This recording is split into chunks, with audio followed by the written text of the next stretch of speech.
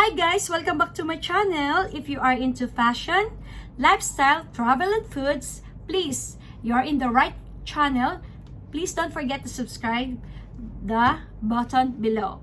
So guys, if you can see, I have another purchase. And to be honest with you guys, it's been a month with me. Okay, and if you can see, I promise you from my older video that I posted few weeks ago that I'm going to unbox this one for you guys. And actually I have another purchases that I've got last 2 months. Okay, so let's start guys. So this is my another purchase. Like I said, it's a paper bag. And so guys, this one inside is papers. The receipt. Sorry guys, the receipt, it's here. Okay, receipt. And this one guys, and of course what's inside, I have this. I have 2 receipts guys, to be honest with you. So I have another receipt. Okay, so actually guys, it's from Bloomingdale's. Okay, here in Kuwait. So another receipt. Oh, I think the other receipt is from my other purchase. Okay, because I just opened the box and put the receipt guys. So this one guys, inside of it, the box, and this certification, okay, leaflets, and what else? And of course the silica gel. I don't know why they have that one. Okay, but my previous purchases, they don't have that one. So guys, so I'm going to show you my YSL. Actually guys, I opened this one and I removed the tassel. Okay, I want you to show you guys my YSL Crocs Kate tassel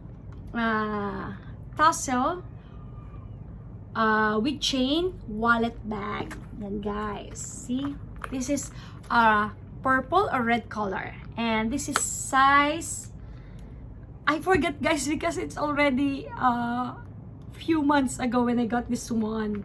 And just now I opened it guys, and I just put the receipt and put it back, okay, in the bag. So I just now I really unbox it guys. So I think this is size medium if I'm not mistaken. Okay, I think the small one is like this. Yeah, because I'm choosing between small and medium. So the price of this one guys, since it's Crocs, it's $1,750 US. In dollars I know guys, in Kuwait dinar I don't know, I forgot. The receipt, it's here. Okay, I'll check it for you guys, but US dollar, it's $1,750 US. So guys, so I got the silver one.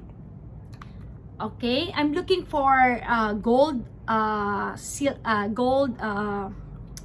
metal, but they don't have it guys, so they have only this one. So this is the bag, and inside guys, so since it's wallet, it has, of course, I'll show it to you guys, the strap. Okay, and of course I will remove some cards. They have, I asked the lady not to put it back actually guys. And it has zipper pocket inside, and inside is the another authentication leaflets guys. Okay, and it has compartment here, and it has card slots 1 2 3 4 5 6. This is how it looks like inside. Okay guys, I hope you can see that one. So it has card compartment.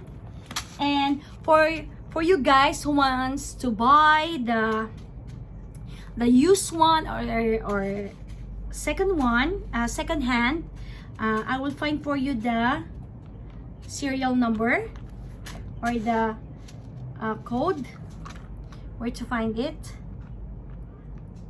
So Let me check, guys. I'm checking it for you.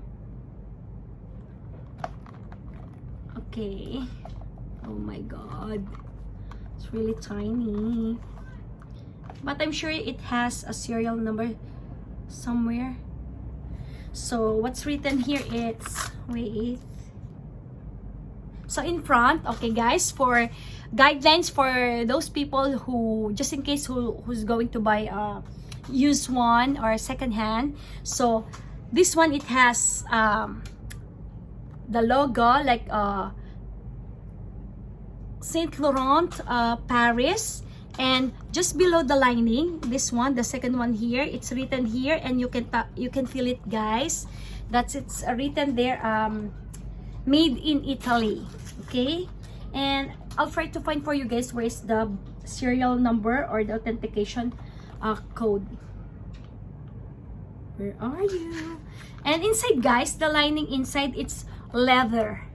Inside of this one, it's leather, black leather, guys. Okay, and here, so as here, guys, it's black.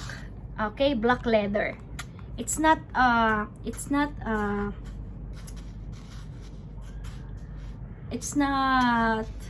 satin, but it's leather. All leather, guys, inside. So the authentication number, where are you? Oh my god. Where are you? I'll try my best again, guys, just for you guys, for your guidelines. Sorry guys, I'm back. So because I'm sneezing, so guys, the authentication code, it's here. You know, one of the card slot, it's over here. So I found it, guys, on the second. Where are you? Yeah, here, guys. So when you open the bag, so here, I'll let you know, guys. Here on this on my left side, this is the bag, and this one, if you open it, on my left side, on the card slot, on the second part, okay, on the first one, and the first one, so in this corner. So if you can see it, guys, over there in this part, okay. So I cannot I think the video here in this part, you can feel it, guys. So it's embossed here or stamp. So that's the serial number of the bag, guys, where you can find the authenticity code. So for this bag, okay, since I think I can see this one, let me check for you. So this one, it has,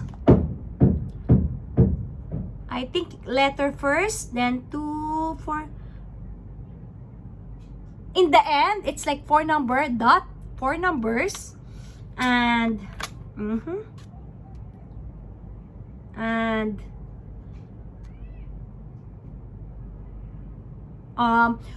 the first serial number, it's, I think this is letter first, then numbers 2, 4,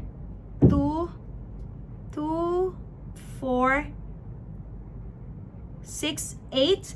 So letters, 8 numbers, dot, and another 4 numbers. So that's the yeah, and 4 numbers. That's the serial code, or the authenticity code of the bag. Okay, so letter, 8 numbers. I think it's 8 numbers, dot in the middle between after the 8 numbers, dot, and another 4 numbers. So I hope, guys, you like my unboxing, guys. I hope you like it. And this one, I really like to be honest with you guys, I love YSL because of the material, and it's affordable. Okay, I know you can buy even their wallet, small wallet, card wallet bag. You know, you can purchase it. It's just below $400 US. Okay, the card wallet, and it's like leather. And see, guys, you know, scratch proof.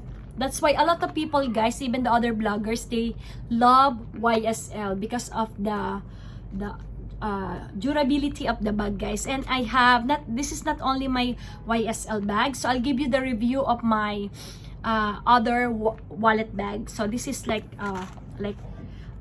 wallet bag also, but it has this, what I like with this one, guys, it has spacey. You can expand, so you can put your phone, if you have power bank, okay, car key, it will fit here, guys. So this is what I like with this one. And by the way, guys, it has the plastic here for protection. This is the chain,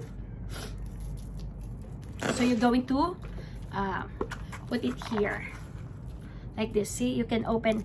Oh, sorry guys, for the people who are going to buy the second hand, this is how it looks like, okay, to attach to the bag itself. So you can use it for handbag, you can use it as a shoulder bag. This is what I like with this bag, okay. You can remove the chain, guys. So if you have formal occasion, you can hold it. Weddings, dinner, you can hold it like as a handbag. Or if you are in semi-formal or wearing dress, you can or casual date, then you can wear it with this one. So for the chain, well, this is how it looks like, okay guys. Okay, so you just open here like that, and we'll attach it here to the bag. Okay, so here, just put it here and here, guys. So I'll show it to you. Let me show it to you guys for you to see how it looks like. It's sliding on my hand because I have lotion.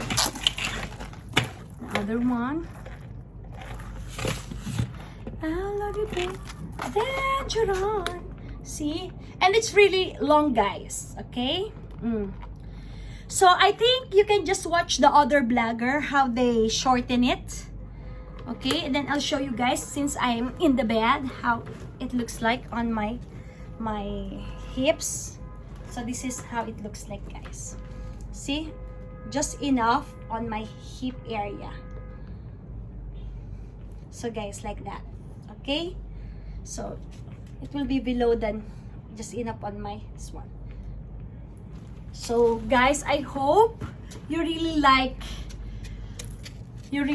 my unboxing for you guys. So please don't forget to subscribe to my channel. If you have any question about this purchase, this bag, please don't forget to just leave your message and I will reply back to you guys. Thank you and see you soon, guys.